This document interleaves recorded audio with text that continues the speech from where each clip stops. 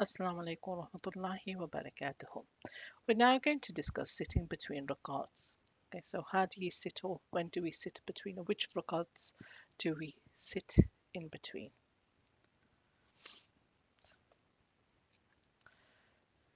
J- Jalasa is sitting and istirah is the break. So having a break in between the sujood, in between your sitting. So a break in between the sitting. Uh, and Hadith in Bukhari reports when the Prophet, peace be upon him, offered the odd rakah, which is the first and the third, he would not stand up till he had sat for a while. Odd rakah, first and the third. So this is Hadith in Bukhari. So when you're reading your salah, when you go down, first time you've done your sujood, you rest for a bit before you come back up to start the second rakah. When you go down for the third rakah, you go back, you do go down into sujood, you do your sujood, your first one, you come back up and go back in sujood, your prostration for a second time. And instead of coming straight back up from the third uh, unit rakah, you sit for a short break, istirah, a moment. According to Abu Hanifa and Imam Ahmad, they say that the Prophet, peace be upon him, did rest. Istirah means resting. He did rest in between, or took a break. He took a break in between the first and the third rakah, only later on due to old age. So he'd take a little bit of a rest before he stood up. This is because in another hadith, in Tirmidhi, it says that he, the Prophet, peace be upon him, rose in the second and third rakah on his toes without sitting. Um, the sub-narrators are weak, but the hadith in itself is classified as authentic.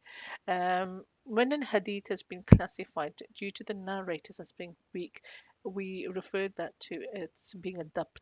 It means an accuracy due to the question of there's some weakness, and that questions the accuracy of the narrator. So the dabt means an inaccuracy, and here it means an accuracy in particular to the narrators. Fiqh Sunnah says it was practiced sometimes by the Prophet, peace be upon him, therefore it does not constitute to being Sunnah. So what Fiqh Sunnah says, the Prophet, peace be upon him, did used to take a break and rest in the first and third rakah before he came back up. So he took a moment and stayed sitting, and he did not directly come back up. Fiqh Sunnah said it is not something that he practiced regularly. However, Imam Shafi considered it to be a sunnah. So there is an authentic hadith. Scholars have disagreed why that happened. So some of the two imams here, some of them have declared it was due to old age. Others, like Imam Shafi, say no, it is a sunnah to sit for a moment in the first and the third rakah. Why not?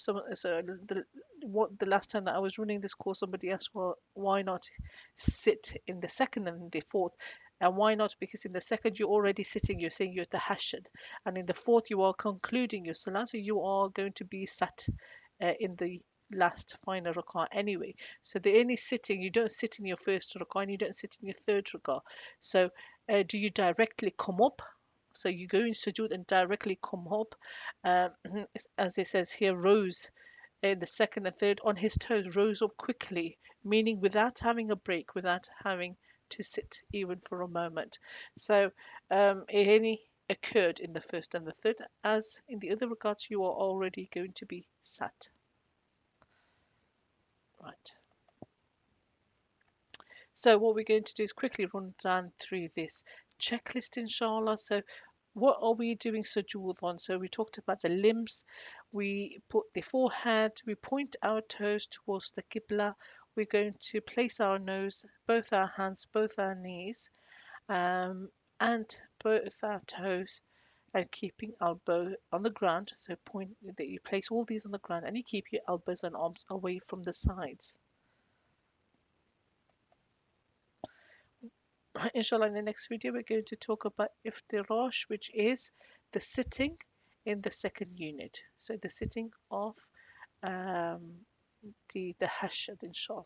Assalamu alaikum wa rahmatullahi wa barakatuh.